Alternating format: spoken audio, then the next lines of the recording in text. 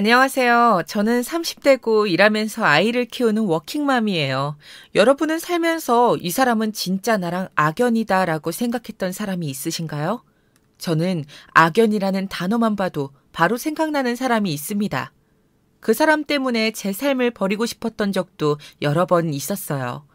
오늘은 그 사람에 대한 얘기를 해보려 합니다. 사실 떠올리고 싶지도 않은 기억이지만 이제는 훌훌 털어버리고 싶은 마음이 더 크네요. 오늘은 여러분들이 제 대나무 숲이 돼주세요. 저는 어렸을 때부터 손재주가 좋았습니다. 뭐든 보면 종이로 접고 그림도 잘 그렸죠. 주변 어른들은 다 아빠 손재주를 닮아 그런 거라고 하시더라고요. 아빠도 어려서부터 손재주가 참 좋아서 어려운 기계도 잘 고치시고 못 만드는 게 없으셨대요. 집안이 가난해서 용접공이 되셨지만 그것마저 너무 잘하셔서 상도 많이 받으시고 대기업에 스카우트 돼서 해외에서 오랜 시간 근무하셨어요. 외국에 우리나라 회사들이 진출해서 만든 유명한 큰 건물이나 다리 같은 것들 중에 아빠가 일하시고 만드신 게 많아요. 남들한테 드러내서 자랑은 하지 않지만 제겐 늘 자랑스러운 아빠랍니다.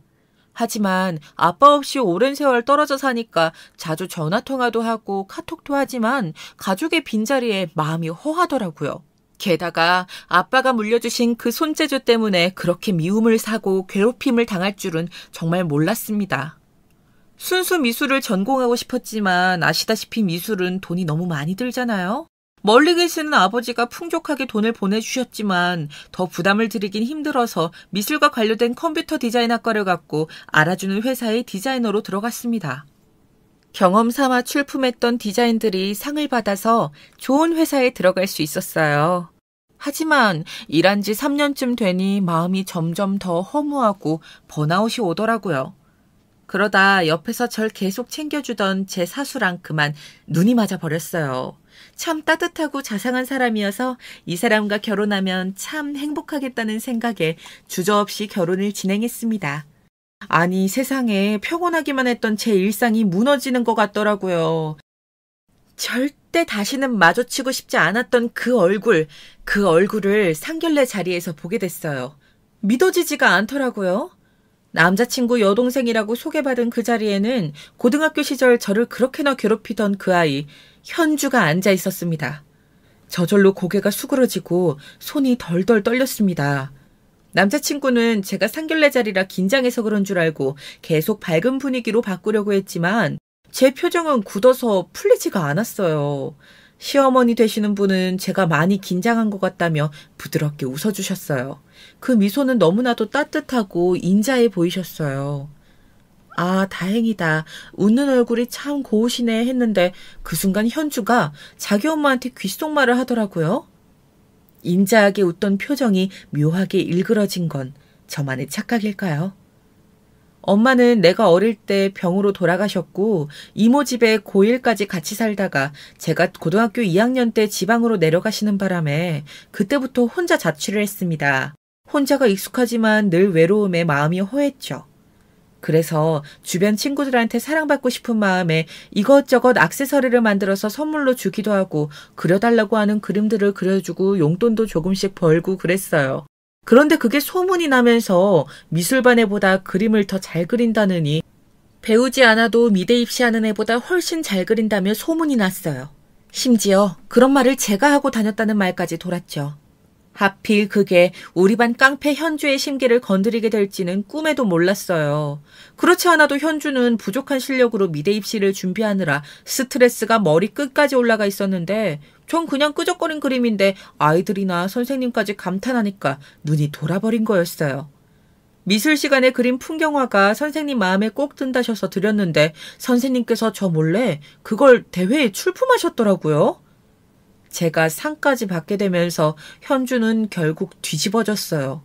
현주도 그 대회에 그림을 출품했는데 아무런 상을 받지 못했기 때문이었어요. 심지어 돈까지 많이 주고 대필해서까지 출품했다고 들었는데 그게 너무 수치스러웠나 봐요. 그때부터 알 수 없는 괴롭힘이 시작됐어요. 왜 알 수 없는 괴롭힘이냐면 현주가 직접 저를 괴롭히는 게 아니라 주변 사람들을 통해서 괴롭혔거든요. 급식실에서 밥 받고 가는 제 다리를 걸게 하거나 입시 준비로 만드는 포트폴리오를 몰래 몇 장씩 찢어버리거나 제가 가지고 있는 물감이나 붓을 잠시 쓰고 돌려주겠다고 하고는 돌려주지 않았어요. 제가 별 대응을 하지 않으니까 사물함에 상한 우유를 부어놓고 제 교복에 커피를 부었어요. 점점 더 대담해지더니 가방을 뒤져 아빠가 선물로 보내주신 물건들을 마음대로 가져가 버리기도 했어요. 아직도 잊어버릴 수 없는 가장 큰 괴롭힘은 구타였습니다. 하지만 현주는 절대 자기 손으로는 저를 때리거나 하지 않았어요. 야간 자율학습 시간에 선생님이 없는 틈을 타 아이들에게 얼음땡을 하자고 하더라고요. 이 나이에 지금 이 상황에 얼음땡이 무슨 말이람 하면서 공부하고 있었는데 움직이다 걸리면 한 대씩 때리자며 애들을 겁박하더군요. 학교 일진 여자친구라고 소문이 나서 그런지 애들은 울며 겨자 먹기로 게임에 참여했습니다. 장난으로 약하게 때리기 없게 하더니 저를 지목하면서 움직였다고 하더라고요. 나 안 움직였어. 봤어. 근데 너 숨 쉬던데? 야, 뭐해? 다들 때려! 애들이 우르르 몰려와서 어쩔 수 없이 등이나 살짝 때리고 가려고 하니까 현주가 저를 확 바닥으로 밀쳤습니다. 야, 뭐해? 밟아! 근데 참 주위 손가락이 참 예쁘네. 아이들이 점점 저한테 다가왔고 저는 너무 공포스러워서 몸을 떨었어요. 심지어 현주는 제 눈앞에서 커터칼을 일부러 드르륵거렸어요. 살면서 비릿하게 웃는다는 말을 책에서만 봤었는데 정말 그 악마같이 웃는 얼굴을 아직도 잊을 수가 없어요. 제가 몸이 피곤하거나 스트레스를 많이 받으면 꼭 악몽을 꾸는데 늘 저 상황에 괴로워하는 꿈이었어요. 다행히 감독하던 선생님이 발견하셔서 몸을 더 다치거나 하진 않았지만 저는 그날 조퇴하고 집으로 돌아갔어요. 야간 자율학습 자체가 공포여서 선생님께도 빠지겠다고 말씀드렸고요. 뭔가 이상함을 느낀 선생님이 아예 야자를 우등반 아이들만 있는 팀에 넣어주셨어요. 저희는 그때 드림팀이라고 불렀었네요. 현주는 저를 더 재수없어 했지만 더 이상 현주의 괴롭힘은 닥지 않는 곳이어서 마음 편하게 공부했어요. 고3 생활이 정말 우울하고 괴로웠지만 간신히 참고 참아 대학교에 진학했습니다. 현주는 결국 인서울대학 진학에 실패해서 지방에 이름 없는 대학을 갔다고 들었어요. 다신 마주치는 일이 없겠구나 하고 정말 좋아했는데 이제 저 애와 가족이 되어야 한다니요. 상견례 자리에서 현주는 저를 위아래로 훑어봤어요. 씩 웃더니 어머, 너 내가 아는 주희 맞지? 수술이라도 한 줄 알았다. 전혀 못 알아봤어. 세상에, 그동안 많이 세련되고 예뻐졌네? 머리 끝에서부터 발끝까지, 와, 다 명품이네. 이거 다 얼마짜리야? 야, 이거 예상 밖인데? 오빠, 얘 내 고등학교 친구야. 그것도 같은 반. 진짜 신기한 인연이다, 그지? 둘이 고등학교 때 친했어? 그럼, 우리 많이 친했어. 게임도 같이 하고 말이야. 재밌는 추억들이 얼마나 많은데. 안 그래, 주희야? 내가 그년만 아니었어도 주희 너랑 같은 학교를 가는 거였는데 그년 때문에 스트레스가 여간 심했어야지. 나만 수능 망치고 그년은 학교도 잘 갔다더라. 좋은 날에 뭔 또 그런 얘기를 해. 그런 얘긴 나중에 하자. 너네 둘이 친했다니까 난 너무 신기하다. 왠지 우리 집엔 고부 갈등, 시누이 문제 이런 거 없을 것 같아. 기분이 정말 좋다. 아버님도 오늘 같이 오셨으면 정말 좋았을 텐데. 그지 자기야? 더러운 성격과 날 괴롭히던 말투도 여전했습니다. 직접 말하지 않아도 저기서 말하는 그녀는 절 얘기한다는 걸 알겠더라고요. 머릿속이 너무 복잡했습니다. 항상 악연이란 단어만 생각하면 떠오르던 그 현주를 가족으로 만나 살아야 한다니요. 밥도 제대로 못 먹고 음료도 계속 목에 걸리는 것 같아 그 자리에 더 있을 수가 없었습니다. 일이 그동안 좀 피곤했어서 몸살 기운이 있는 것 같다고 하고 그 자리에서 빨리 나왔습니다. 사실은 몸이 덜덜 떨려서 더 있을 수가 없었어요. 상견례 자리 이후 저는 남자친구에게 아무 말도 할 수가 없었습니다. 자기 동생이 왕따 가해자였다는 걸 쉽게 받아들일 수 있는 오빠가 얼마나 있겠어요. 팔은 안으로 굽는다는데 오빠가 정말 좋은 사람이지만 저는 도저히 현주랑 같이 지낼 수가 없었습니다. 이런 일들을 드라마로만 봤지 실제로 저에게 일어날 줄은 상상도 하지 못했어요. 그 많은 사람 중에 어떻게 이런 인연으로 이렇게 만나게 되는 건지 정말 너무 답답했습니다.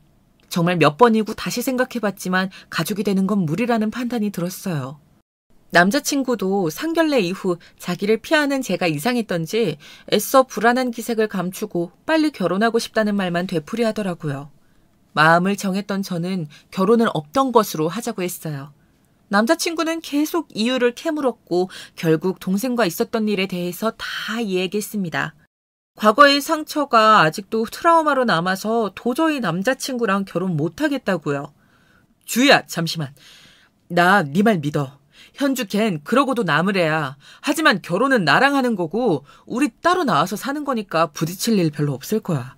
나는 너 없으면 안 돼. 내가 상황 정리할 테니까 믿어줘. 난 꼭 너랑 결혼할 거야.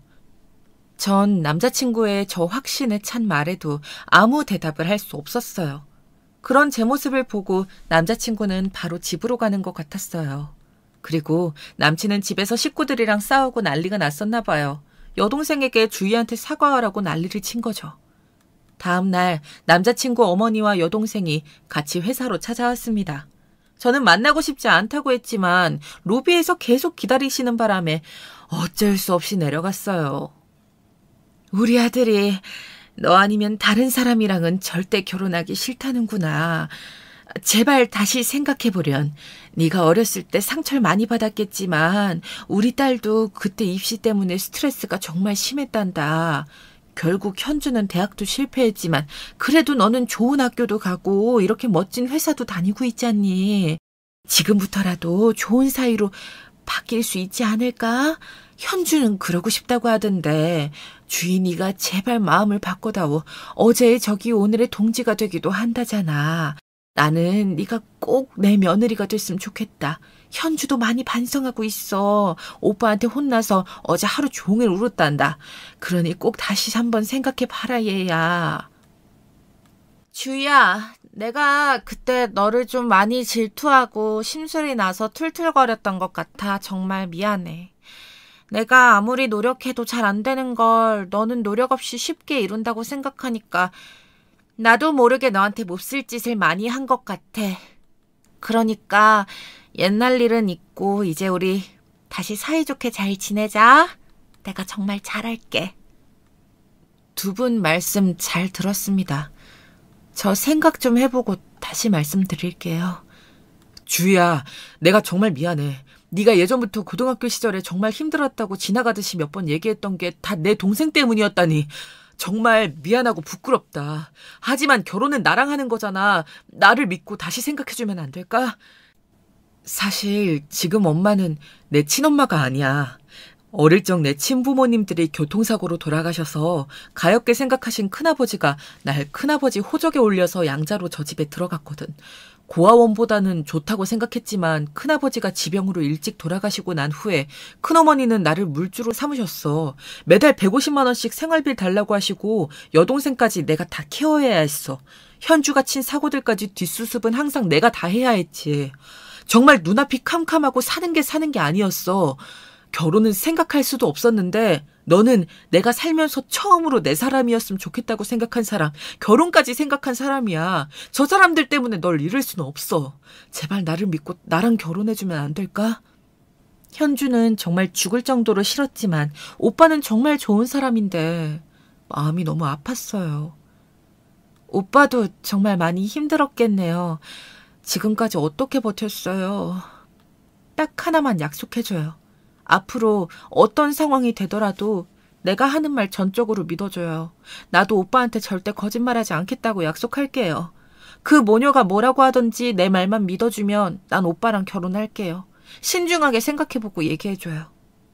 너는 지금까지 내가 만나고 알고 지낸 사람들 중에서 가장 정직하고 바른 사람이야. 회사에서도 남 험담하거나 뒷말 한 번 한 적이 없는 사람이었어. 내 후배지만 내가 가장 믿었던 사람이 너이기도 해. 네가 하는 말은 꼭 믿을 테니까 날 믿어줘.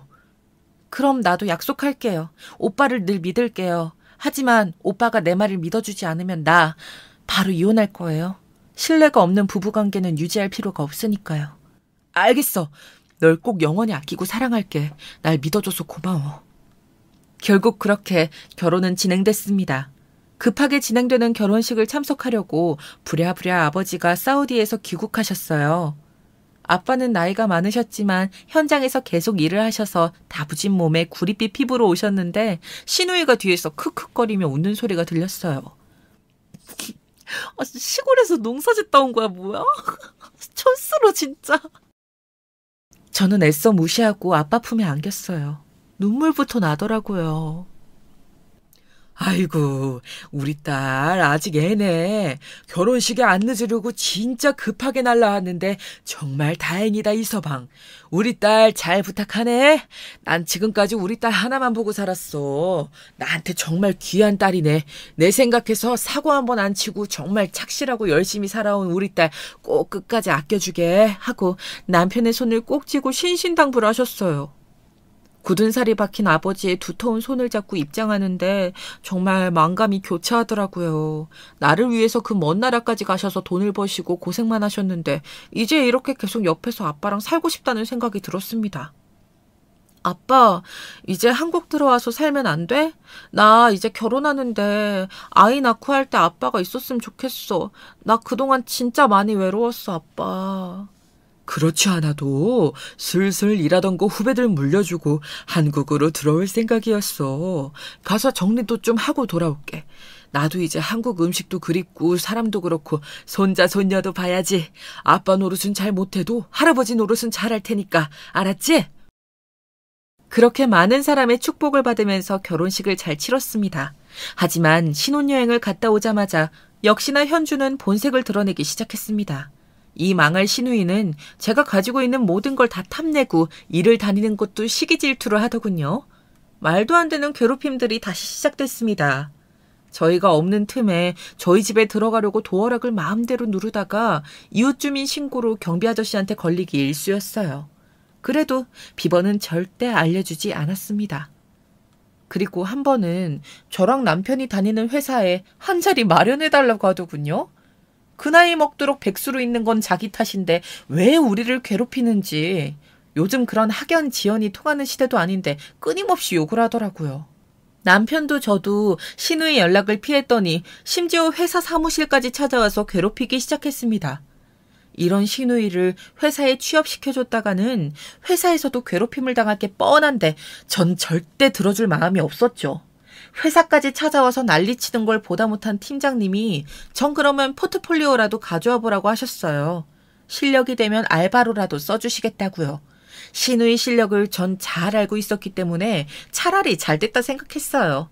세상에, 그런데 이 여우 같은 게 저보고 포트폴리오를 만들라고 하지 않겠어요? 꼭 이런 부탁할 땐 시어머니를 대동해서 오더라고요. 새언니, 나 이번에 꼭 제대로 된 회사에 취업하고 싶어. 좀 도와줘. 너 그림 잘 그리잖아. 나 업무에 집안일까지 하느라 너무 바빠. 좀 힘들 것 같다. 예, 아가. 네 실력에 고작 그림 몇 장 그리는 거 일도 아니잖니. 백수 아가씨 불쌍하지도 않아? 좀 그려주련. 죄송합니다, 어머니. 저랑 남편 업무량이 많아서 집에선 좀 쉬어야 해요. 그리고 자기 실력으로 해야지 대필이라뇨. 이건 좀 아닌 것 같아요. 제가 정말 시간적, 정신적 여유가 없어서요. 지금 이렇게 신랑이 할 시간에 몇 장 그려주면 되겠구나. 빨리 그려다오. 정말 죄송합니다. 이건 정말 좀 아닌 것 같아요. 그리고 예전에 학교 다닐 때도 누가 대신 그려준 그림으로 대회 나가서 떨어지지 않았나요? 그때 한번 경험했으면 이제 스스로 실력을 키울 때가 아닐까요? 그 실력으로 우리 회사에 취업한다고 해도 금방 실력이 들통나서 더 괴로울 거예요. 포트폴리오는 둘째 치고서라도 기본적으로 디자인 프로그램이라도 다룰 줄 알아야 하는데 저 자격증은 있어? 야, 이게 어디서 잘난 척이야? 너 남편 동생한테 이렇게 대하는 며느리가 세상에 있다고 생각하냐? 일이라 하면서 배우면 되는 거지. 넌 뭐 처음부터 잘했냐? 어디서 잘난 척이야? 예, 너야말로 네 아가씨는 과거는 있고 어떻게든 잘해보려고 너한테 자존심 굽히고 이렇게까지 부탁하는데 넌 정말 너무하는구나. 그러니 얘가 옛날에 널 보고 독한 년이라고 그렇게 욕을 했던 거구나. 아우 정대가리가 없어 정말. 엄마, 그만 좀 하세요. 집까지 찾아오셔서 이러시면 저희 너무 지쳐요. 방금 일하고 온 사람한테 지금 몇 시간째 뭐 하시는 거예요? 이러시면 저 엄마랑 현주 다시는 안 볼 거예요. 돌아가세요. 뭐야? 네 아버지가 저 세상에서 이 광경을 보시면 얼마나 후회하시겠니? 사고로 돌아가신 네 친아버지 대신 너 걷어주신 큰아버지를 저버릴 셈이야? 이런 불효자식 같으니라고? 네가 우리한테 어떻게 이럴 수가 있어? 큰아버지도 이제 그만해도 된다고 하실 것 같은데요. 그 오랜 세월 제가 뒤치다꺼리 한 것만으로도 은혜는 충분히 갚았다고 생각해요. 저 이제 두 분 그만 보고 싶습니다. 나가주세요. 뭐? 나가라고? 내가 왜 나가? 절대 못 나가지. 두 분 다 그만하세요. 제가 그릴게요. 대신 많이 못 그려드려요. 세 장만 그릴 테니 나머진 아가씨가 알아서 해요. 아이씨, 진작 그렸으면 이렇게 시끄러워질 이유 없었잖아. 아씨, 배고파. 빨리 그려. 우리 밥 먹고 올 테니까 3시간 안에 다 그려놔. 이 거지 같은 집구석에 먹을 것도 없네, 씨. 엄마, 우리 밥 먹으러 가자. 나 배고파. 아우, 그래. 뭐 먹을래, 우리 딸? 뭐 먹고 싶어? 여보, 정말 미안해. 내가 정말 면목이 없어. 괜찮아. 여보도 며칠 동안 야근하다가 간신히 집에 왔는데 계속 밥도 못 먹고 힘들지? 우리 맛있는 거 먹으러 가자. 그래, 먹고 힘내자. 근데 그림까지 그리려면 시간이 많이 촉박하지 않아? 걱정 마. 예전에 포트폴리오 그려놨던 거에서 아무거나 3장 주지 뭐. 주희야, 정말 웃기다. 내가 너 때문에 웃는 거 알지? 결혼 전에도 저 두 여자들 생각하면 마음이 답답하고 사는 낙이 없어서 담배만 피웠는데 너 만나고 나 정말 많이 웃게 됐어.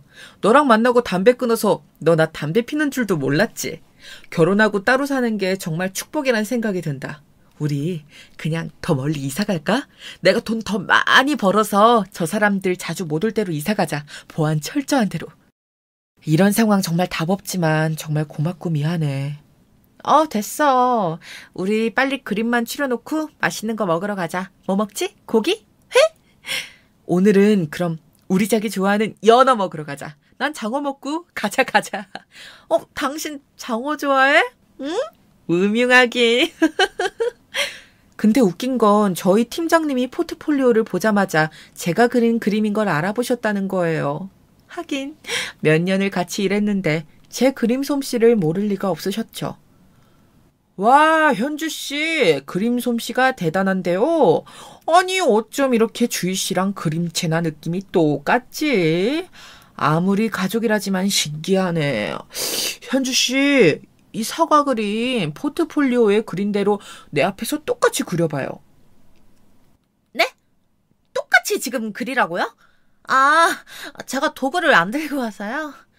그건 걱정 마요. 그림 도구야 뭐 여기 널리고 널렸는데. 자, 이 정도면 그릴 수 있을 거예요. 빨리 그려봐요. 똑같이만 그리면 내가 바로 입사시켜줄게요. 신우이는 내 그림이랑 비슷하게 그리려고 용을 썼지만 역시나 실력은 금방 뽀록났어요. 그림 실력이 참 답이 없네요. 디자인은 프로그램을 써서 하겠지만 기본적인 감각이나 능력은 있어야 해서 그림을 그려보라고 한 건데 그림 전공자 맞아요? 아무것도 준비 안 된 사람에게 줄 자리는 없어요. 앞으로 괜히 오빠랑 세언니 일하는데 괴롭히지 말고 분수에 맞게 사세요. 생각 같아선 더 심한 말로 혼내고 싶은데 아끼는 직원 동생이라 참습니다. 2번 다시 볼 일 없었으면 좋겠네요. 돌아가세요. 뭐? 분수를 알라고요? 쪽팔려, 씨. 주희 인연 두고 봐라. 내가 후회하게 만들어주지. 팀장님은 저런 소리를 다 들리게 하는 거에 놀라셨대요. 그냥 인연 끊는 거 어떠냐고 하셨는데 너무 사는 게 피곤해서 그냥 힘없이 웃기만 했네요. 근데 그냥 웃기만 하지 말고 실컷 욕을 해줄 걸 그랬나 봐요. 집에 남편과 웃으면서 돌아온 저는 눈앞에 펼쳐진 집안 광경에 할 말을 잃었습니다. 세상에, 자기가 취업 못한 분풀이를 왜 저한테 하는 걸까요? 다시 고3 때로 돌아온 것 같은 충격에 저는 한참을 아무 말도 못했습니다. 아빠가 제 결혼 선물로 사주신 명품 가방과 원피스, 구두들이 없어졌더라고요. 그동안 외국에 일하시면서 비즈니스 차 알게 되신 인맥들이 많은데 딸이 있다고 하니 선물들을 많이 주셨대요. 아빠는 빠짐없이 저한테 보내주셨는데 그 수가 상당했습니다. 누가 보면 제가 부잣집 딸인 줄 알았을 거예요. 몇 번씩 우리 집에 드나들면서 저 몰래 이리저리 들춰보고 침을 흘리는 걸 알고 있었어요. 몇 개씩 몰래 가져가는 걸 봤지만 다시 갖다 놓은 걸 봤기에 크게 문제는 삼지 않았습니다. 그런데 이번엔 몰래 열쇠 수리공까지 불러와선 문을 따고 들어와 제가 아끼는 물건들을 다 가지고 가버린 거였어요. 돈보다도 아버지가 우리 딸 어디서든 기죽지 말라고 챙겨주신 그 마음에 아끼던 물건들이었는데 너무 가슴이 아팠습니다. 이번엔 왠지 순순히 돌려줄 것 같지 않더라고요. 아마 어쩌면 팔아치웠는지도 모르겠다는 생각도 들었어요. 제가 가만히 앉아서 울고 있으니 남편이 한참을 어쩔 줄 모르더라고요. 주희야, 걱정 마. 잠시만 있어. 내가 다 해결해 줄게. 이건 이제 선을 넘어도 한참 넘은 거야. 내가 용서 안 해. 조용히 나가더니 한참 후에야 돌아왔습니다. 잘 해결될 거라며 환하게 웃길래 저는 시어머니랑 대화가 잘 돼서 물건을 다 돌려받기로 했나 보다 했어요. 그런데 세상에 다음날 인근 경찰서에서 전화가 왔습니다. 도둑 맞으신 물건들 찾았다면서요. 남편이 신고를 해버린 거였어요. 도어락 비번을 알려준 적 없는데 집에 누가 문을 따고 들어와서 아내의 명품 구두, 가방, 옷을 다 가져가 버렸다고요. 그래도 말로 타이르지 신고하면 어떡하냐고 하니까 남편이 뭐라는 줄 아세요? 걔들이 말귀를 알아들어? 하더라고요. 묵묵히 제가 고개를 저었어요. 심각한 상황인데도 마주보며 웃음이 터졌습니다. 경찰서에 가보니 무단 가택 침입죄, 절도죄까지 더해져 몇 년형을 살고 나올 수 있겠더라고요. 시어머니는 노발대발 난리가 났습니다. 왜 내 딸 인생을 망치려든 하는 거였어요. 친작 취업시켜줬으면 이런 짓까지 했겠냐고 역성을 드셨습니다. 시누이는 설마 너희들이 나를 징역까지 살게 하겠냐는 의기양양한 표정으로 있다가 점점 돌아가는 상황이 장난이 아니라는 걸 알게 되더니 얼굴이 하얗게 질리기 시작했습니다. 들어보니 가족관계이신 것 같은데 좋게 마무리하시겠습니까? 아니요. 저희는 처벌을 원합니다. 합의 없습니다. 아니 내가 널 어떻게 키웠는데 우리한테 이럴 수가 있니? 어머니, 제가 그동안 어머니랑 현주를 어떻게 대했습니까? 매달 월급 나올 때마다 150만 원씩 집안에 생활비 보내드리고 저 진짜 힘들게 살았습니다. 제가 굶더라도 생활비가 정말 없어도 두 분이 필요하다고 하면 빚이라도 내서 드렸어요. 또 집안에 대소사 있을 때마다 도리도 다 해드렸고요. 근데 어떻게 저희 집에 무단으로 들어오셔서 물건을 훔쳐갑니까? 그것도 아내가 아버지한테 선물 받은 물건들을요. 세상에 이런 법은 없습니다. 취직시켜달라고 떼쓰고 회사까지 찾아와서 행패 부릴 때만 해도 가족이니까 이해할 수 있었습니다. 하지만 지금 현주가 저지른 건 범죄입니다. 게다가 가져간 물건이 다 가짜라고 했다면서요. 뭐? 가짜? 아빠가 주신 물건들 다 보증서도 내가 따로 가지고 있는데 무슨 소리예요. 아빠가 주신 것들 중에서는 가짜가 전혀 없었어요. 웃기시네. 가진 거 쥐뿔도 없는 집안에서 그런 명품들을 어떻게 갖고 있는지 처음부터 수상했어. 현주야, 저거 다 짝퉁이라 그랬지? 아니, 봐봐. 다 짝퉁 같잖아, 안 그래? 이현주 씨 계좌 추적을 좀 해봤는데요. 근래에 갑자기 여러 인터넷 사이트에서 가품들을 많이 구입하셨더라고요. 이건 다 어디에 쓰려고 구입하셨나요? 그리고 집안에 몰래 가방 14개, 구두 20켤레, 원피스 12벌, 목걸이 3개, 귀걸이 8개, 반지 3개를 따로 챙겨두셨던데 이거 본인 거 맞습니까? 김주희 씨가 잃어버린 품목과 정확하게 일치하는데요. 당근으로 5개 정도 거래를 시도한 정황도 포착이 됐습니다. 맞지요? 아, 몰라요. 난 그런 적이 없어요. 아니, 오빠. 꼭 이렇게까지 해야겠어? 아무리 여자한테 정신이 팔려도 그렇지 너무하지 않아? 아, 다 장난이잖아, 오빠. 너는 장난으로 도둑질도 하니? 너는 정신 좀 차려봐야 돼. 저 가품들로 주희 물건들이 다 가짜였다고 속이고 뒤에서 팔아먹으려고 했던 거 누가 모를까봐? 남의 눈에 눈물 나면 네 눈물엔 티피 눈물 나게 돼 있는 거야.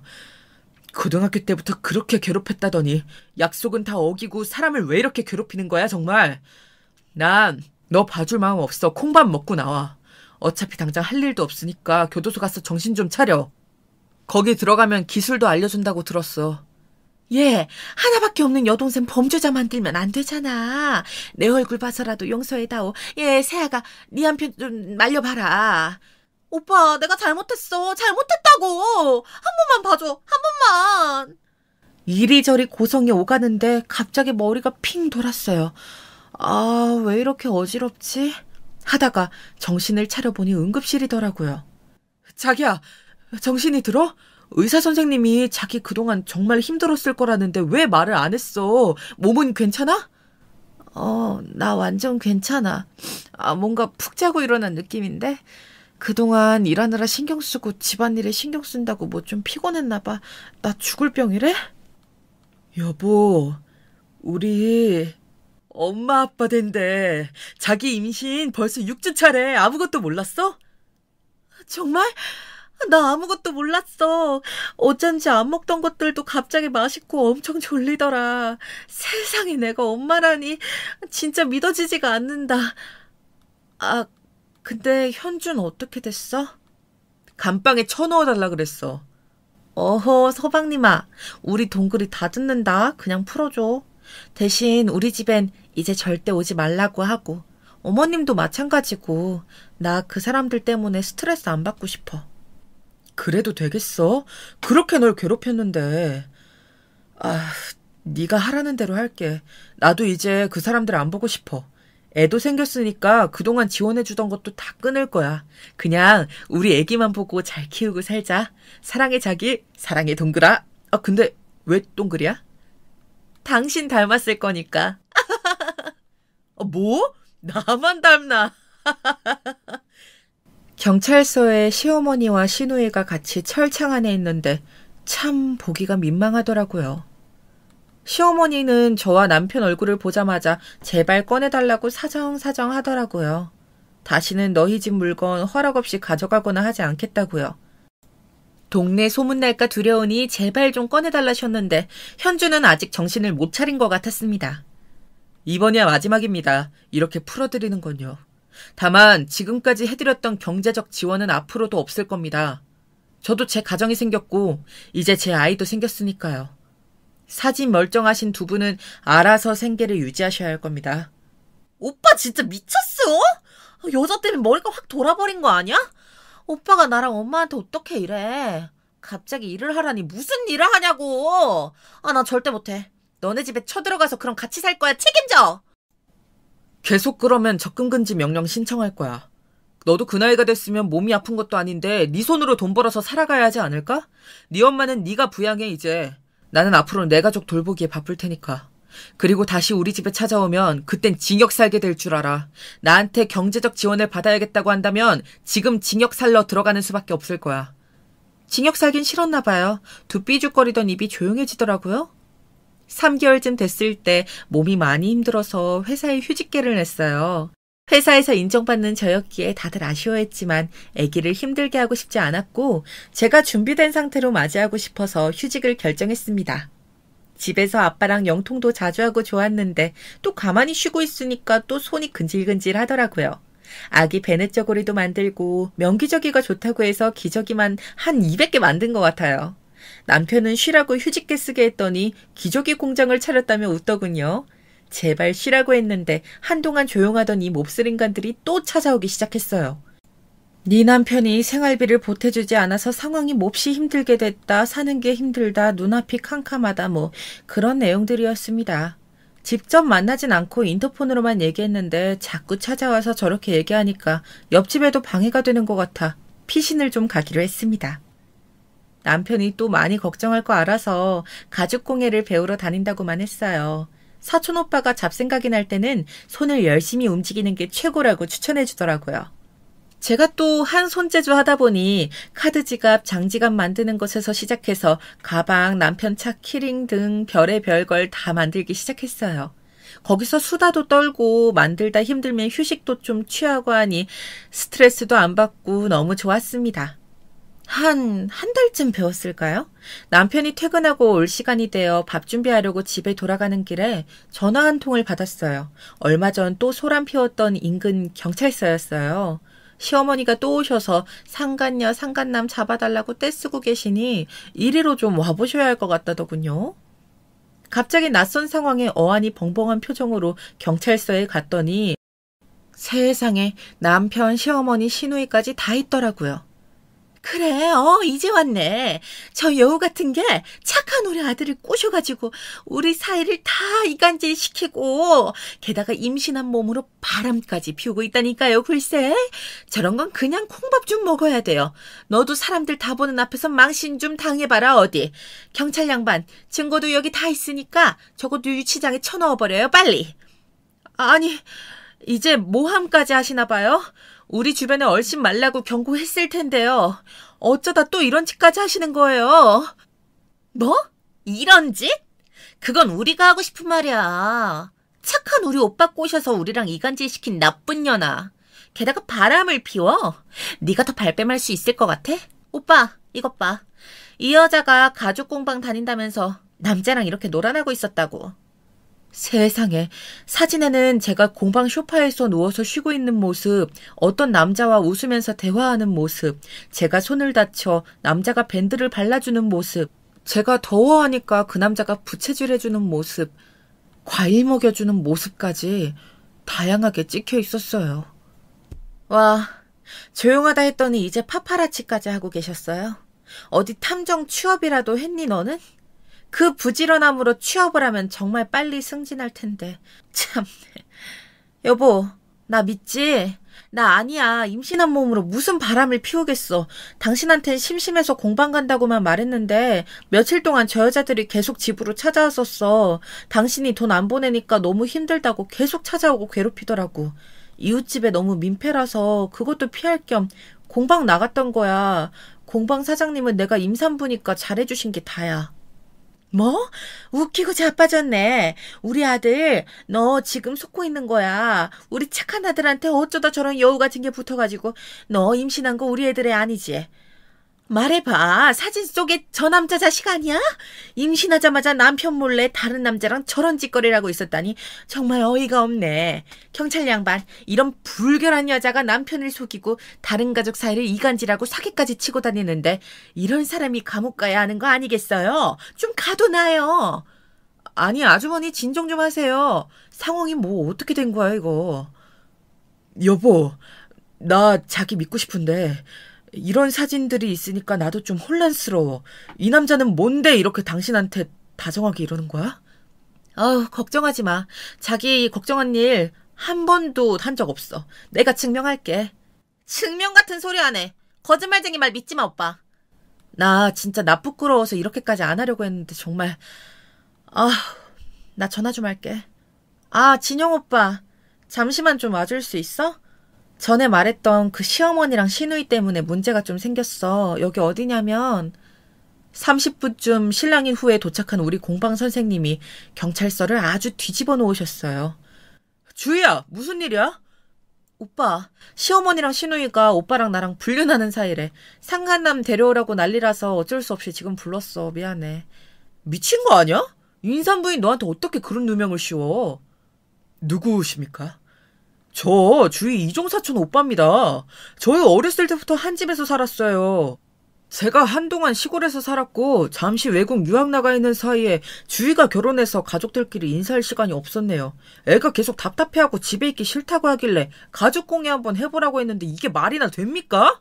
저게 무슨 시어머니랑 시누이예요, 제부. 당장 인연 끊어요, 정말. 나는 주희가 말을 과장되게 하나 싶었는데 정말 인간 말종들이네요. 사촌 오빠는 어렸을 때부터 같이 자라면서 나랑 찍었던 사진들을 남편한테 보여줬어요. 긴장했던 남편 얼굴이 그제야 편해지더라고요. 의기양양하던 시어머니랑 시누이는 얼굴이 울그락불그락 난리도 아니었어요. 이쯤 상황 정리하시죠. 저번부터 봤는데 시어머니랑 시누이가 정말 너무하시네요. 이건 뭐 명예훼손으로 고소하셔도 될 것 같습니다. 뭐 정말 한두 번도 아니고. 이제 제발 여기 오지 마세요. 우리가 다 오빠 생각하는 마음이 많아서 그렇지 뭐. 외도 아니면 그만 아닌가? 안 그래? 이제 곧 엄마 생일인데 엄마 돈 없어서 갖고 있던 가방이니 뭐니 다 팔았어. 우리 진짜 이제 거지야, 오빠. 오빠가 어떻게 우릴 버려? 결국 다 돈 때문인 거네. 이제 당연히 호구 잡던 너네 오빠가 돈 안 준다니까 나 몰래 따라다니면서 사진까지 찍고 상간녀라고 그렇게 소리 지르고 난리친 거야? 나도 이제 내 아이를 생각해서 그냥 참고만 있지 않을 거야. 한 번만 더 찾아오고 돈 요구하면 지금까지 있었던 죄명들 다 몰아서 고소할 거니까 알아서들 하세요. 오빠, 나 너무 피곤해. 그냥 집에 가자. 저 사람들 그냥 상대할 가치도 없어. 사촌 오빠는 정말 어이없어 했어요. 남편한테도 그냥 호적 정리하라고 하더군요. 저런 사람들을 가족이라고 생각하고 부양하고 있었던 남편도 너무 불쌍하더라고요. 어쩌면 아빠랑 떨어져서 외롭게 살았던 나보다 남편이 더 외로운 삶을 살아왔던 것 같아서 마음이 안 좋았습니다. 남편을 꼭 안아주었어요. 한참을 껴안고 서로에게 미안해하고 위로해줬답니다. 남편도 저를 믿었지만 너무 다정한 사진을 보고 살짝 마음이 흔들렸대요. 저렇게 사진을 잘 찍는지는 몰랐는데 포토그래퍼라면 성공하겠다 하고 피식 웃었네요. 오빠는 제가 소파에 누워있는 사진을 보니까 자기도 모르게 눈알이 튀어나오는 줄 알았대요. 어디서 해프게 행동하는 모습 한 번도 본 적이 없는데 모르는 남자 앞에서 편하게 누워있다니 정말 심장이 쿵 했다네요. 하여튼 그 사람들 때문에 한참 웃었어요. 아빠가 외국에 계시다 보니까 너무 걱정하실까 싶어 그동안 있었던 일들은 말씀드리지 않았어요. 근데 통화를 하다가 요즘 사부인은 어떻게 지내시냐? 생신이 곧 다가온 것 같아서 내가 우편으로 선물 하나 보냈다. 나이 들면 가방도 좋은 거 들어야 한다고 주변 사람들이 말하더라고. 주변 사람들한테 추천받아서 내가 좋은 걸로 사서 보냈으니 생신 꼭 잘 챙겨드려라. 남편이랑 얘기해서 마지막으로 생일 챙겨드리고 좋게 관계를 마무리하는 걸로 상황을 정리하기로 했습니다. 여러 가지 불미스러운 일들도 많았지만 나중에 태어날 우리 동그리를 생각하니 집안이 너무 콩가루인 것 같아 마음이 안 좋더라고요. 나중에라도 아이가 할머니를 보고 싶어 한다면 한 번씩 만날 수 있을 정도로만 좋게 마무리하고 싶었습니다. 남편이 연락해서 생일 때 오시라 했더니 상당히 놀라는 눈치더군요. 다시는 안 볼 줄 알았는데 갑자기 생일상 받으러 오라고 하니 많이 이상했나 봅니다. 떨떠름한 표정으로 생일상을 받더라고요. 생일상을 쭉 둘러보더니 생일상이 이게 뭐냐? 잔뜩 배달시킨 음식들 뿐이네. 너는 나를 시어미로 생각은 하는 거냐? 정말 기가 막혔지만 부족하지만 많이 드시라고 얘기했습니다. 사실 임신 중이라 몸이 많이 무거워져서 음식할 기력도 없었다고 말했지만 콧방귀만 뀌시더라고요. 그동안 저희들 사이에 여러 불미스러운 일들이 많았지만 그래도 생신은 제대로 챙겨드리고 싶어서 연락드렸습니다. 예전처럼 자주 교류하는 일은 없겠지만 그래도 한 번은 챙겨드리고 싶었어요. 저희 아버지께서 직접 챙겨드리라고 선물을 보내주셨어요. 이거 받으세요. 앞으로 교류하지 않겠다는 말은 생일상이나 받고 인연 끊자는 얘기 아니냐? 아, 이거나 먹고 떨어져라. 명품백 같은 소리 하네. 어디서 너 같은 짭을 선물이라고 해? 하며 시모가 내 뺨을 걷어올린 순간 세상에 갑자기 친정아빠가 문을 벌컥 열고 오신 거예요. 여러 음식 냄새가 좀 역해서 현관문을 좀 열어뒀었는데 그 틈에 우리들이 하는 얘기도 방금 제가 뺨 맞는 광경까지 다 보게 되신 거죠. 너무 반가운 마음과 서러운 마음에 저도 모르게 눈물이 나더라고요. 사돈! 지금 내 딸한테 뭐하는 짓이요? 남의 집 귀한 딸한테 손찌검이라니. 이제 막 귀국해서 사돈 생신 축하하려고 왔는데 이게 대체 무슨 짓입니까? 아무리 우리 딸애가 잘못한 일이 있다고 해도 임신한 애를 어떻게 뺨을 때릴 수가 있습니까? 정말 상식이란 게 있습니까? 당장 이 집에서 나가. 이 거지 같은 것들 내가 가만두지 않을 테니 각오하고 있는 게 좋을 거다. 나가! 살면서 그토록 화난 아빠의 모습은 이때 처음 봤어요. 항상 웃는 얼굴이셨는데 정말 죄송했습니다. 사촌 오빠가 아빠를 모시고 왔는데 그 사단이 난 걸 보고 얼마 전 경찰서에서 있었던 일과 저 어렸을 때 괴롭힘 당한 일까지 조목조목 다 알려드렸어요. 점점 더 일그러지시는 아버지 표정 때문에 제가 다 무서워서 오싹할 정도였어요. 한참 정적이 흐르고 자네, 우리 주희랑 계속 살 건가? 저 사람들이랑 다시 안 봐도 되겠나? 안 봐도 된다면 이제 호적 정리하게. 단호한 말에 남편도 마음을 먹는 것 같았어요. 바로 호적 정정을 신청하러 가더군요. 그리고 아빠랑 사촌 오빠가 갑자기 비장한 표정으로 나가셨는데 저녁 늦게 돌아오셨어요. 가서 칼부림이라도 하고 오실까 정말 무서웠는데 나갈 때랑 다르게 밝은 표정으로 들어오셔서 안도했네요. 주희야, 너 사필귀정이란 말 아니? 모든 일은 결국 바르게 돌아가게 되어 있다는 거야. 나쁜 짓만 골라 하는 사람은 그 악행으로 망하게 되어 있단다. 그 사람들 뿌린 대로 거둘 거다. 두고 보렴. 내가 굳이 내 손에 피 묻히지 않아도 벌 받을 사람은 벌 받게 되어 있단 거다. 저렇게 말씀하시니까 무슨 일이 일어날지 몰라 더 무섭더라고요. 며칠 후에 저는 휴대폰을 보다가 정말 심하게 놀랐습니다. 세상에, 전 제가 살다가 이렇게 유명해질지 몰랐어요. 현주는 아마 더 모르지 않았을까요? 유명 인터넷 게시판에 저에게 일어났던 모든 일들이 올라와 있더라고요. 제가 학생 때 겪었던 괴롭힘들과 결혼하고 나서 겪었던 모든 괴롭힘들까지요. 경찰서에 경찰만 있는 게 아니더라고요. 거기 대기하고 있던 기자가 저희 이야기에 관심을 가지고 조사까지 하는 바람에 기사도 나고 네티즌 수사대는 저희 시어머니와 시누이 신상을 아주 가루가 될 대로 다 털었습니다. 동네에 소문이 다 퍼져서 외출만 하면 사람들이 욕하고 수군거리고 난리도 아니었대요. 댓글창에는 우리 학교 동창들이 속속들이 증언을 해주기 시작했고 현주한테 갈취당했던 순진한 남자들은 그녀의 너무 아름다운 인성과 문란한 사생활까지 세세하게 인터넷에 알려줬어요. 동네 어딜 가더라도 사진이 찍히고 이 사람들이라며 인터넷 게시판에 인별그램에 올라오니 자기들도 많이 괴로웠겠죠. 욕하는 사람들이랑 시비도 붙고 말싸움도 하고 다니기 일쑤에 주변 상인들도 물건이든 음식이든 안 판다고 나가라고 하는 일도 많아졌다고 하더라고요. 결국 살던 집도 급하게 내놓고 다른 동네로 도망갔다고 하는 말도 있고 더 멀리 시골로 갔다는 말도 있습니다. 하긴 저희도 더 알아보고 싶진 않았어요. 이런저런 일이 많았지만 저는 다행히 많은 사람들의 축복 속에 눈이 동그란 예쁜 딸을 낳았어요. 우리 동그리는 남자 복이 많은 건지 태어나자마자 아빠, 사촌 오빠, 남편한테 둘러싸여서 사랑을 넘치게 받으며 무럭무럭 자라고 있습니다. 아빠는 어렸을 때 내 얼굴이랑 정말 닮았다고 하시면서 정말 좋아하세요. 육아도 3명이 돌아가면서 도와주셔서 친정엄마가 없어도 전혀 힘들지 않게 잘 지내고 있습니다. 남편도 제대로 된 가정이 생겨서 정말 행복하다고 해요. 혹시나 호적 정리하면서 마음 아프지 않았을까 내심 걱정했는데 살면서 지금까지 같은 편안함과 행복을 느껴본 게 처음이라 너무 좋다고 하더라고요. 우리 아빠가 장인어른이어서 너무 든든하고 대화가 통하는 사촌 오빠도 있으니 마음이 정말 편하고 좋다고요. 또 예쁜 딸까지 생겨서 좋은 아빠가 되겠다는 결심을 매일매일 한다고 해서 좀만 줄이라고 했어요. 분명 살면서 악연으로 얽혀진 사람도 분명히 있겠죠. 하지만 주변에 누가 있던 내가 어떤 상황이건 간에 흔들리지 않고 포기하지 않고 바르게 해나가다 보면 악연은 저절로 희미해지고 좋은 인연들이 모여드는 것 같아요. 제가 그랬던 것처럼요. 여러분들에게도 좋은 인연들이 가득하시길 빕니다. 전 이제 새로운 꿈이 생겼어요. 가죽공예 디자이너가 될 거예요.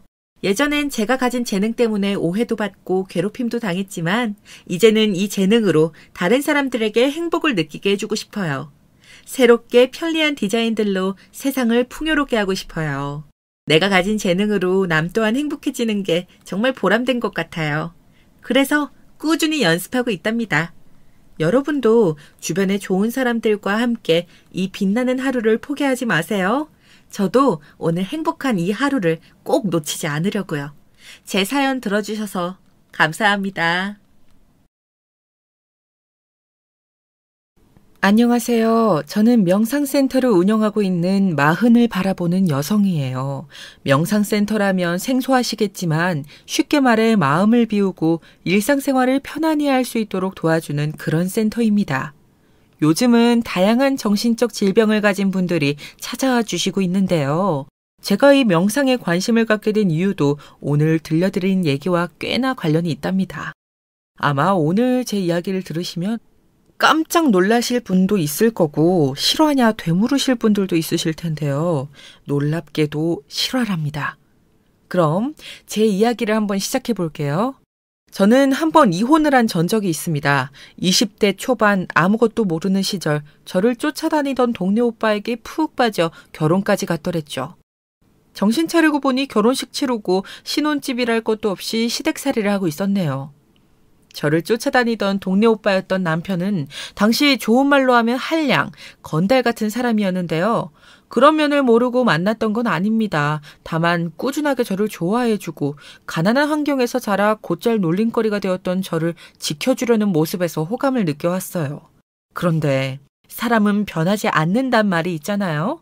이제 남편이 된 그 오빠는 기질을 버리지 못하고 계속 한량짓을 하고 돌아다니더라고요. 일자리를 구할 생각은커녕 어쩌다 그런 말만 나와도 벌컥 화를 내기 일쑤였습니다. 야, 내가 알아서 한다고 했잖아. 여자가 그렇게 짹짹거리면 못 써. 그리고 우리 엄마가 너 빨래 제대로 안 한다고 하던데 엄마 좀 잘 도와줘. 나 우리 엄마 아픈 거 죽어도 못 보니까. 당신 지금 그 말한 지가 1년째예요. 일자리 구한다고 안 하면 우리 독립은 언제 하는 건데요? 그래서 내가 빵집에 나가 일한다고 했잖아요. 그것도 왜 허락 안 해주는데요? 너 며느리가 되어서 하는 말이 그게 뭐냐? 그럼 우리 엄마는 누가 돌보고 우리 엄마를 남의 손에 맡기냐? 당시 시어머니는 지병이 진전되어 제가 모든 수발을 다 들어줘야만 일상생활이 가능하신 상태였는데요. 전 남편은 제게 그 모든 책임과 의무를 떠맡기고 자기는 친구들과 술이나 퍼마시고 다니려 하더라고요. 게다가 시어머니가 고분고분 제 말을 잘 따라줬냐 하면 그것도 아니었어요. 시어머니는 제가 수발드는 것을 당연하게 생각하며 종으로 여기셨어요. 예, 나 물 먹고 싶단 지가 언젠데 아직도 안 가져와. 늙은이 목 다 죽는 꼴 보고 싶으냐? 당장 안 가져와? 궁둥이가 왜 이렇게 무거운 게야? 아, 네, 어머님. 지금 곧 가요. 그러면서 제가 물을 갖다 드리면 맨몸으로 왔음 이런 거라도 잘할 것이지 하고 중얼거리셨는데 그 말이 더 상처로 다가왔습니다. 가난한 저희 집을 가리켜 하는 말이었기 때문이죠. 결국 시댁살이를 못 참은 제가 돈이라도 벌자 싶어 옆집 아주머니에게 시어머니를 몇 시간만 맡기고 빵집 아르바이트를 나가기로 했는데요. 다행히 빵집 사장님이 한 푼이라도 벌기 위해 나온 저를 예쁘게 봐주시고 채용해 주셨어요. 문제는 그날 사달이 일어난 거죠. 며칠 만에 들어온 남편이 제가 집에 없는 것을 보고 물건을 집어 던지기 시작한 겁니다. 그리고 전 날아오는 물건에 맞아 그만 쓰러져 응급실에 누워있게 되었고요. 응급실 침대 위에 누워있는데 눈물이 하염없이 흐르더라고요. 그때 놀란 표정으로 저희 친정엄마와 오빠가 달려오는데 난리가 났었어요. 아니 너 이 자식 미쳤어? 아니 사내 새끼가 때릴 게 없어서 마누라를 좁혀냐? 저게 흥분할 일이 아니고요. 제가 뭐 그러고 싶어 그랬겠어요. 맞을 짓을 하니 했죠. 더럽게 쫑알거리네. 뭐야? 이 새끼 넌 인간이 안 됐네. 너 안 되겠다. 오늘 그냥 너 죽고 너 죽어보자. 당시 상황은 정말 심각했어요. 친정오빠가 전 남편에게 주먹질을 하려는 걸 간호사 의사들이 모두 뛰어와 겨우 말렸을 정도였죠. 그렇게 전 남편은 저희 친정 식구들 앞에서도 한없이 떳떳했더랍니다. 누워서 그 광경을 보고 있는데 허탈한 실소가 나올 지경이었어요. 친정엄마는 그날 저를 붙들고 하루 종일 눈물을 흘리셨고 그게 또 속상해 저도 한 바가지 눈물을 쏟다 결심을 했답니다. 이 결혼에 종지부를 찍기로요. 결혼 생활이 고작 1년 남짓이었으니 정리하고 말 것도 없었어요. 애초에 재산이랄 것도 없었으니 과정은 더욱 쉬웠고요. 야, 너 나 떠나고 어디 뭐하고 살게. 고등학교도 간신히 나온 네가 뭘 알 수 있다고. 머리도 둔한 널 어디서 받아준대냐? 내 생각해주는 거면 필요 없으니까 도장이나 찍어. 그리고 뭐라고 살든 양아치 짓 하고 사는 너보단 훨씬 잘 살 거니 걱정 말고. 뭐? 이 미친애. 내가 말 안 했구나. 나 취직했어. 당신이랑 갈라서기 전에 나도 먹고 살 국린 해야 할 것 같아서 면접 봤는데 붙었더라. 꽤 괜찮은 곳인데. 여기 대로변에 있는 그 회사 알지? 네가 거기 붙었다고? 말도 안 돼. 마지막에 제가 전 남편에게 날린 이 같은 말은 지금 생각해도 속이 시원합니다. 네, 사실 저는 전 남편과 이혼하기 전 중견기업계 경리로 취업도 하고 생계수단을 마련한 뒤였습니다. 계획 없이 살던 논팽이는 제 말에 퍼뜩 놀라 말을 잇지 못하더라고요. 그 얼떨떨한 얼굴이 어찌나 통쾌하던지 시댁문을 박차고 돌아가는 길 발걸음이 정말 가벼웠어요. 그때 수중에 돈이 얼마 없었기에 친정가족의 도움을 받아 작은 단칸방 하나를 마련해 회사 근처에서 출퇴근을 하게 되었는데요. 한 푼 두 푼 모아 아껴 사시는 엄마 돈을 받는 게 미안해 한참을 받아야 할지 말아야 할지 망설이는 제게 친정엄마는 미영아 이혼한 거 절대 흠 아니야. 그러니 떳떳하게 살아. 너만 떳떳하게 살면 돼 라고 말씀하시며 제 눈물샘을 한 번 더 자극했어요. 알겠어요, 엄마. 나 떳떳하게 살게요. 엄마 딸답게 그렇게 살게요. 하지만 사실 저는 회사를 다니면서 그 누구에게도 제가 이혼했다는 이야기를 하지 않았습니다. 꽤 친해진 동료에게도요. 아마도 누군가에게 결혼하고 이혼했다는 그 고통스러운 과거 이야기를 하는 게 제 측에서 먼저 꺼려졌기 때문인 것 같아요. 그래서 어디선가 누가 청첩장을 주거나 남자친구 이야기를 하는 목소리가 들려오면 슬그머니 자리를 피하기도 했답니다. 미영 씨 누구 안 만나? 나이도 차지 않았나? 집에선 아무 말 없어? 아, 저는 그냥 일하는 게 편하고 좋더라고요. 에이, 싱글로 살려고? 외로울 텐데. 내 주변 싱글들은 결혼 안 한 거 다 후회해. 다들 저를 걱정해 주셨지만 그렇게 정신없이 일만 하다 보니 어느새 나이가 30대로 흘러가더라고요. 30대가 되니 주변에선 선자리를 제안하기도 하고 소개팅을 주선해 주겠다고 하는 사람도 나타나는데요. 전 과거에 한번 아픈 경험이 있었기 때문에 상대의 프로필을 듣기도 전 무조건 거절부터 했습니다. 그러던 어느 날 운명처럼 남편을 만나게 되었어요. 저희 회사와의 거래처 간에 미팅이 있는 날인데 거래처 직원이 5분 정도 늦더라고요. 그날은 비가 많이 오는 날이었기에 교통정체가 있나 보다 생각하고 느긋하게 커피 한 잔을 먼저 내려 마시고 있었어요. 그런데 그때 헐레벌떡 비 맞은 남자가 회의실 안으로 들어왔고 전 놀라 자리에서 벌떡 일어나게 되었어요. 너무 죄송합니다. 정말 죄송합니다. 준비한 서류들이 비에 젖을까봐 우산을 찾으러 다녔는데 근처 파는 곳이 없더라고요. 많이 기다리셨죠? 아니에요. 겨우 5분인걸요. 아, 그럼 그걸 찾느라 이렇게 비를 다 맞으신 거예요? 추우시겠어요. 얼른 들어오세요. 따뜻한 난로라도 켜드릴게요. 아니에요. 수고스럽게 그러실 필요 없어요. 괜찮긴요. 지금 다 젖으셨는데요. 그러다 감기 걸리겠어요. 나중에 남편이 말하기를 저의 친절함과 따뜻함에 반했다고 하더라고요. 반면 저는 남편의 우직한 인상이 마음에 들었고요. 그때부터 저희는 종종 만나며 사적인 이야기들을 주고받게 되었고 그게 좋은 감정으로 이어지게 되었습니다. 남편은 첫인상 그대로 성실하고 책임감 있는 사람이었어요. 그래서 만날수록 더 마음에 들었지만 제겐 한 번 이혼한 경력이 있었으니 그걸 밝히기가 쉽지 않았어요. 차마 용기가 안 나더라고요.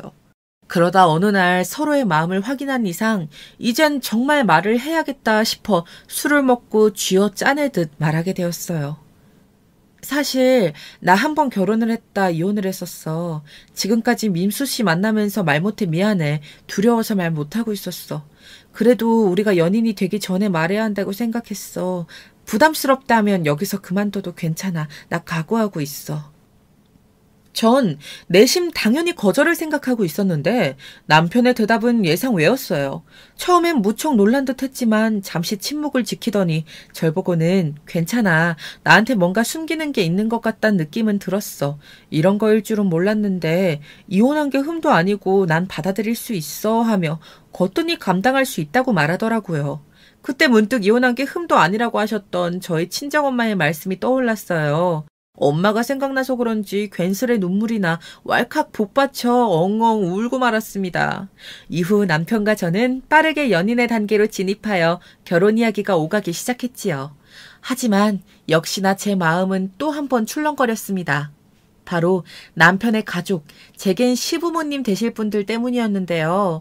남편은 외동아들이었고 시댁은 부유한 집안이었어요. 일단 강남 한복판의 아파트에 살고 계시다는 점에서부터 상당히 기가 죽더라고요.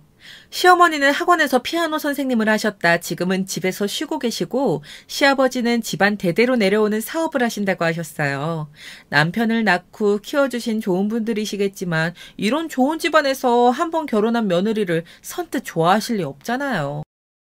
역시나 첫 만남에서부터 저를 마음에 들어하지 않으시는 눈빛은 그대로 드러났습니다.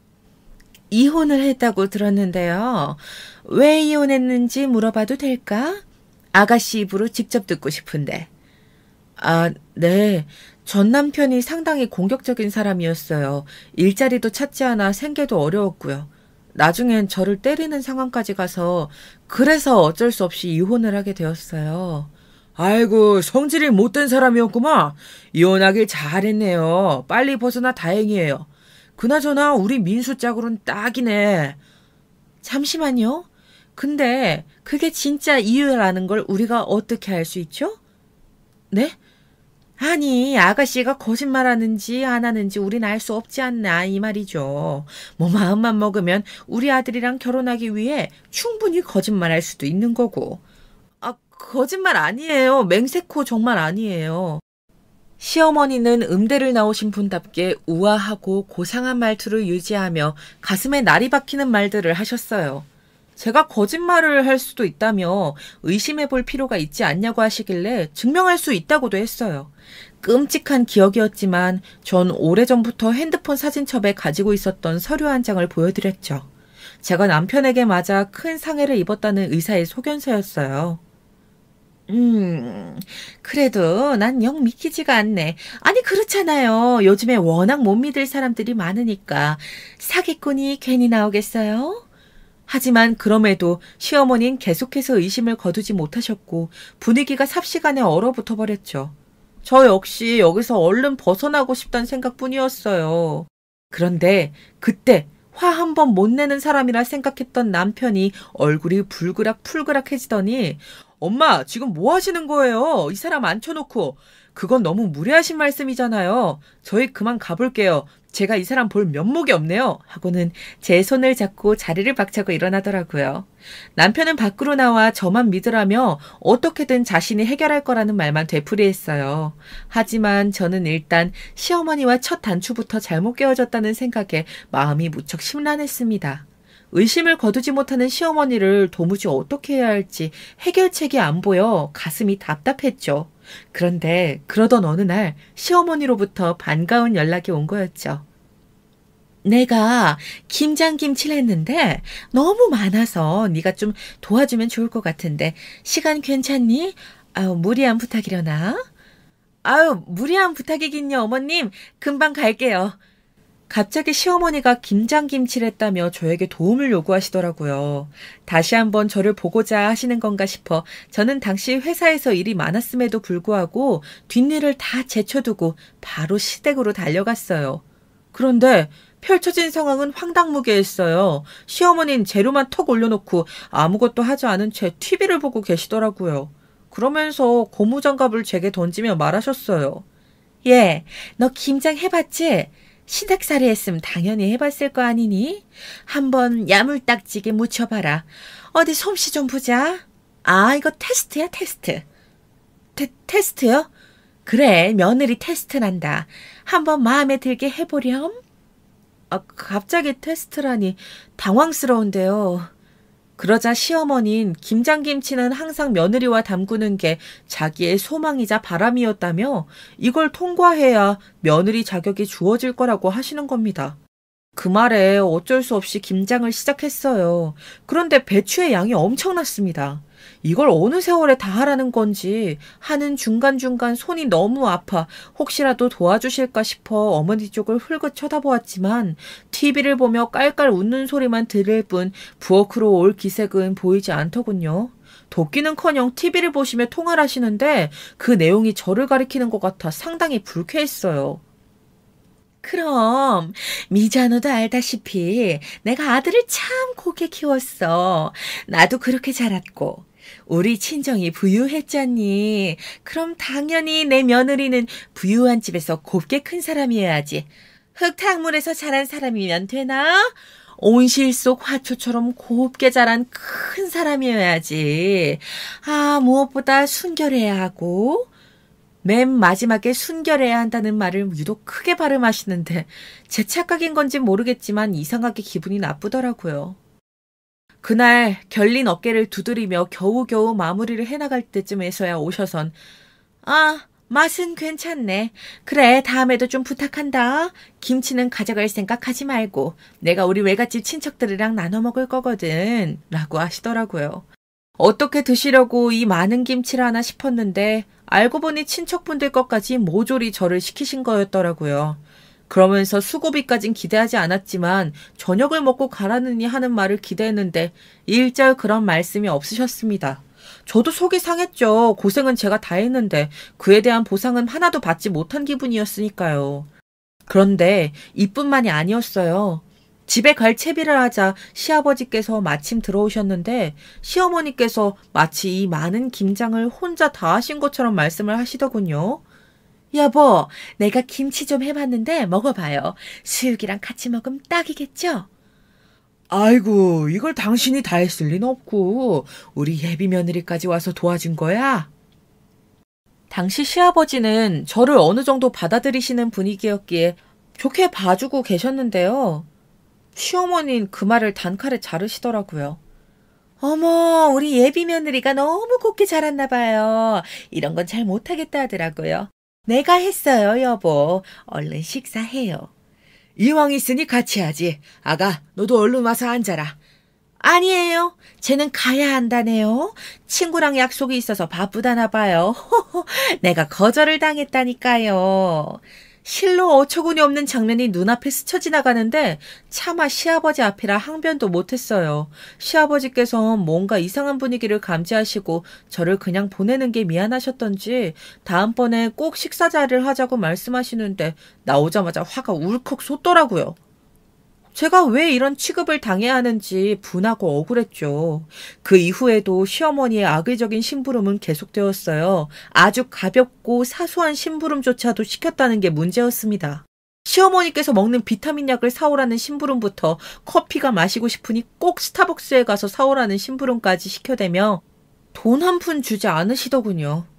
말로는 고맙다고 받으시지만 어느 날은 스타벅스 커피가 아니란 이유로 넌 내가 아무 커피나 돈 주고 사 먹을 사람으로 보이니? 하고 화를 내셨어요.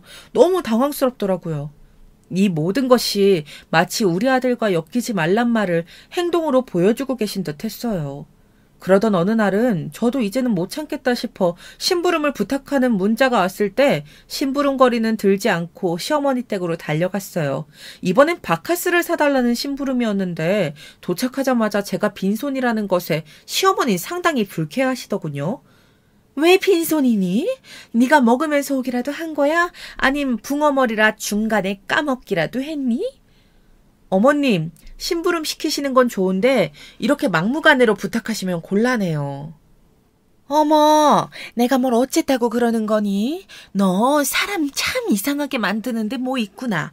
한번 결혼해봤으면 애가 융통성은 있을 줄 알았더니 그것도 없니? 시어머니는 저의 결혼 전적을 들먹이며 비꼬더라고요. 그러면서 네가 좋아서 한 일을 가지고 생색을 낸다고 하더라고요. 물론 저도 시어머니에게 잘 보이기 위해 결혼하고 싶은 마음에 자초한 일은 맞지만 이런 식으로 악용하는 건 잘못된 일이잖아요. 저는 시어머니께서 그걸 악용한다는 점을 꼬집어 말씀드렸어요. 이런 식의 취급을 당하는 건 제 입장에서도 억울하고 너무 힘들다는 말씀도 덧붙여서요. 그런데 이어지는 시어머니의 말엔 비웃음이 한껏 걸려 있었습니다. 아니, 내 아들하고 결혼하려면 이 정도 수발은 들어야 하지 않겠어? 이 정도도 생각 못한 거니? 아, 그럼 우리 입장에서 굉장히 곤란한데. 넌 테스트 불합격이다. 네? 수발이요? 아, 어머님, 지금 무슨 조선시대인가요? 전 수발 같은 거 들 생각 없는데요. 제가 왜 어머님 수발까지 들어야 하는 거죠? 한 번 결혼했던 이유로 그렇게 해야 한다면 죄송하지만 전 어머님이 찾는 며느리가 아닌 것 같네요. 저는 그 이상 아무 대꾸도 하지 않고 돌아섰습니다. 더 대꾸할 가치도 못 느꼈어요. 이미 한 번의 결혼 생활에서 시댁살이라면 질릴 만큼 겪어봤고 그런 상황이라면 지긋지긋했습니다. 허나 돌아오면서 마음속 아물지 않았던 상처가 도드라진 느낌이 들며 가슴이 욱신거리더라고요. 그 후부턴 시어머니도 제게 심부름을 시키지 않았고 저도 어떤 문자도 드리지 않았습니다. 남편과의 만남도 자동적으로 뜸해졌는데 남편은 제 심정에 무슨 변화라도 있는지 걱정하고 초조해하는 눈치였어요. 언젠가는 다 말해야겠지만 그땐 당신 어머니가 이런 일을 시켜서 그렇다는 말을 구구절절 하고 싶지 않아 그저 만남을 자제하고 있었어요. 그러던 어느 날 갑자기 남편에게서 이상한 문자가 오더라고요. 어젯밤 제게 누구를 만났냐는 문자였어요. 저는 어젯밤 일이 피곤해 곧바로 집에 들어가 책을 좀 읽다 잠들었는데 그걸 그대로 말했더니 남편이 의아해 하더라고요. 그러면서 덧붙인 사진이 정말 충격 그 자체였습니다. 저와 굉장히 비슷한 외모의 여자가 다른 남자와 술집에 나란히 앉아 팔짱을 끼고 있는 사진이었어요. 특히 제 헤어스타일이 그랬어요. 옆모습만 나왔기에 더 저라고 착각할 수 있는 사진이었는데 보자마자 감이 오더라고요. 저는 곧장 남편이 있는 시댁 앞으로 갔고 거기서 이 사진을 누가 보냈는지 물었습니다. 남편은 자기도 모르겠다며 갑자기 모르는 번호로 이런 문자가 왔는데 놀라 제게 먼저 물은 거라고 하더라고요. 내가 그럴 사람 아니라는 거 알잖아. 그럼 도대체 누가 보낸 건데? 나 지금 너무 무서워. 저는 점점 더 흥분되어 목소리가 커져갔어요. 그런데 저희의 목소리가 커지자 시부모님께서 무슨 일이라며 시댁 앞으로까지 나오셨더라고요. 네, 그럴 줄 알았다. 제가 남자를 좀 만나게 생겼잖아. 내가 딱 알아봤다니까. 한번 갔다 온 사람들은 이래서 안 돼. 누굴 만났는지 어떻게 몸을 굴렸는지 알 길이 없잖니? 그런데 그 순간 전 소름이 끼쳤어요. 시어머니의 목소리가 겹쳐 들어오는데 이 일이 어떻게 꾸며진 일인지 깨달았습니다. 아, 내가 덫에 걸려들었구나 하는 생각이 번뜩 들어 전 남편을 끌고 조용한 곳으로 갔어요. 잘 들어. 이건 당신 엄마가 한 짓이야. 분명해. 나도 이런 말 하고 싶지 않지만 이 상황에서 어머님이 아니면 누구겠어. 나도 이런 말 하고 싶지 않지만 내 촉이 맞아. 지금껏 내가 어머님한테 얼마나 많이 끌려다녔는지 알아? 아니야. 설마. 우리 엄마가 설마 그런 짓을 했겠어. 저도 시어머니가 될 사람을 그렇게 여기고 싶진 않았지만 지금 상황에서 이런 일을 꾸며낼 사람은 딱 한 명뿐이었어요. 하지만 남편은 도통 믿으려 하지 않았어요. 인정하고 싶지 않은 느낌이었달까요? 되려 저를 설득시키는데 더 미칠 노릇이었지요. 분명 시어머니가 한 짓인데 너무 억울했습니다. 그리고 문득 이럴 때 친정엄마 생각이 참 많이 났어요. 엄마한테 말할까? 말해서 털어버릴까? 그런데 제 말을 듣고 더 가슴 아파할 엄마를 떠올리면 입을 뗄 수 없더라고요. 하지만 곧 대망의 날이 다가왔어요. 회사에서 업무가 끝날 시간쯤에 시어머니로부터 문자가 왔어요. 근처 커피숍에서 보자는 문자였어요. 시간보다 일찍 가 앉아 있었는데 약속 시간보다 1시간 30분 늦은 시어머니가 느긋하게 저쪽부터 걸어오시더라고요. 그리고는 턱하니 탁자 위에 뭘 올려놓으셨어요.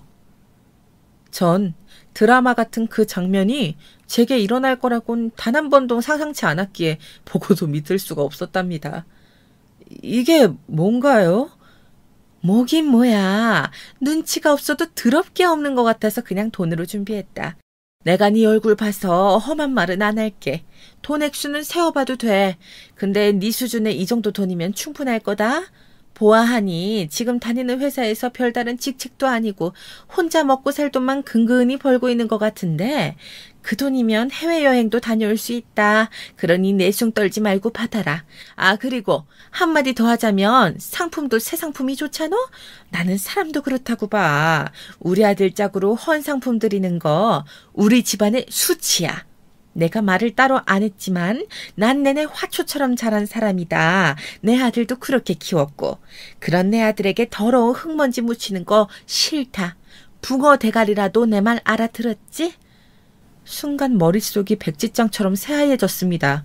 시어머니는 자신이 산 가방을 들어 보이며 이것도 새 상품이니 아껴 들고 다니는 거라고 사람 마음이 물건에도 반영된다며 주제와 분수를 알아야 할 사람이라고 덧붙이셨죠.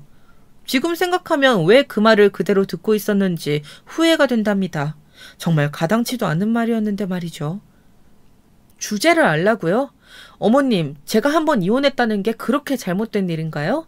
그리고 어머님은 뭐가 그렇게 떳떳하신데요? 이상한 사진이나 보내시는 그런 더러운 일까지 하시고요. 헉, 뭐라고? 어딜 감히 한번 이혼한 년이 내 아들 넘본 것도 분해 죽겠는데 이 미친 게 지금 누굴 몰아가?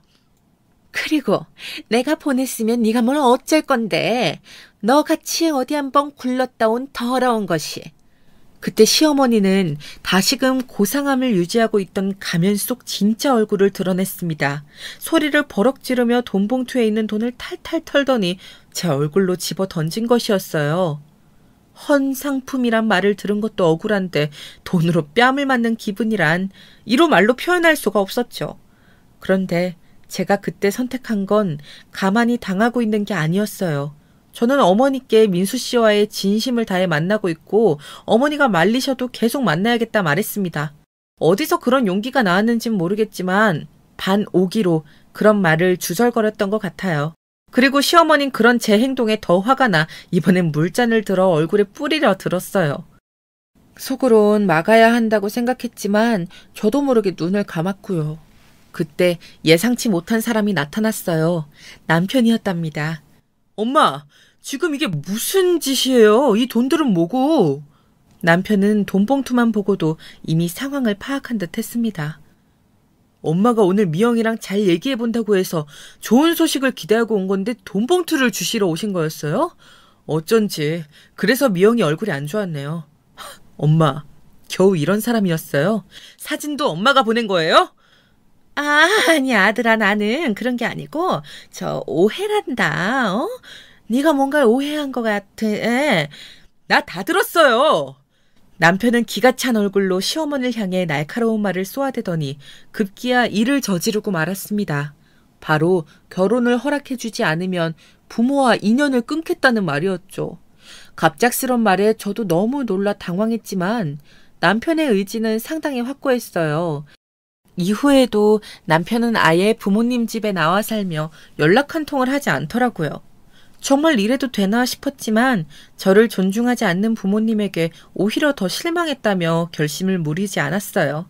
한편으론 남편의 마음도 이해가 되었어요. 남편은 부모님으로부터 어렸을 적부터 상대방에 대한 선입견, 편견 같은 것들을 갖지 말고 사람 그대로를 바라보며 교제하라는 그런 가르침을 받으며 자랐다고 해요.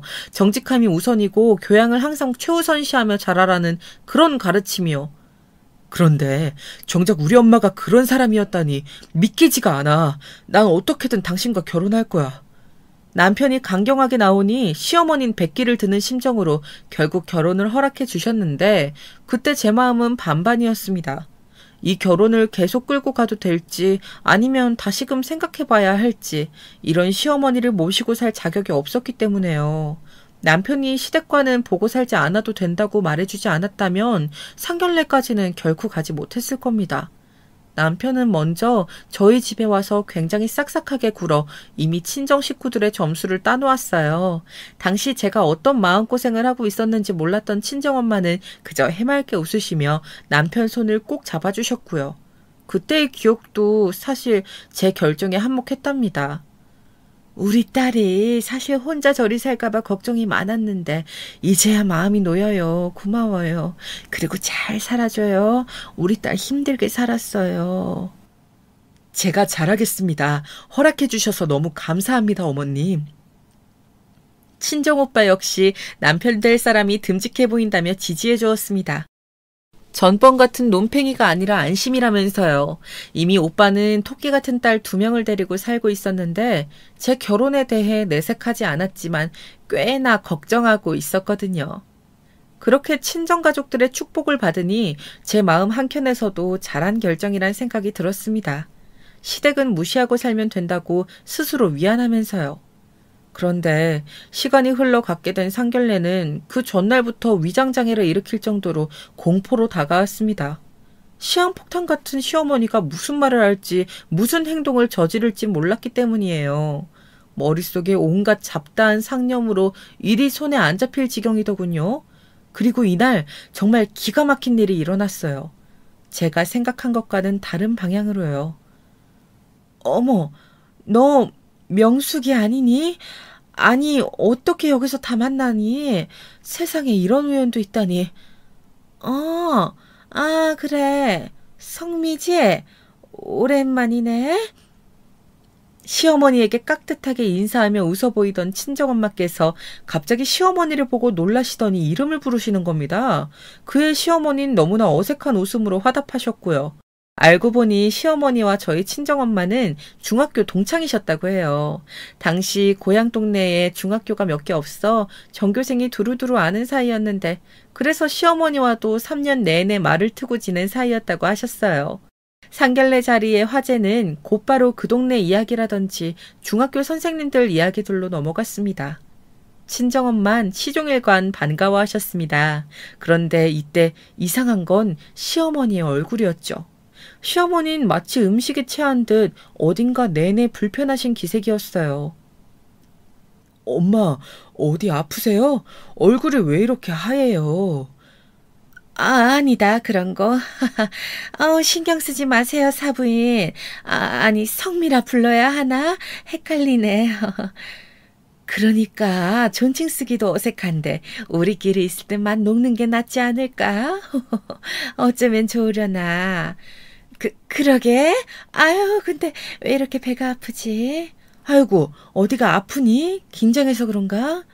게다가 그날 상견례는 굉장히 일찍 마무리가 되고 말았는데요. 시어머니가 중간에 갑자기 속이 안 좋다고 하시더니 집에 일찍 들어가 봐야겠다고 하시는 겁니다. 다들 병원에 가봐야 하는 거 아니냐 말할 정도로 시어머니의 안색은 좋지 않았어요.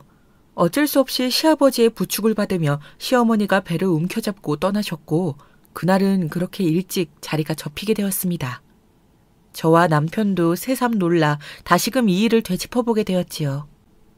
남편은 역시 저와 만난 게 인연이었다면서 이제 장모님과 자기 엄마가 친구 사이이시니 저에게 함부로 못하실 거라고 기뻐하시더라고요.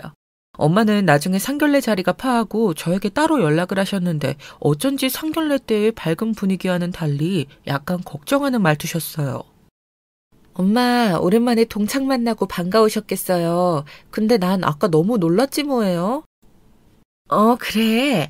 저기 근데 미영아, 그럴 일은 없겠지만 명숙이 그러니까 너희 시어머니한테서 이상한 말을 들었다던가 뭐 그런 거 없어?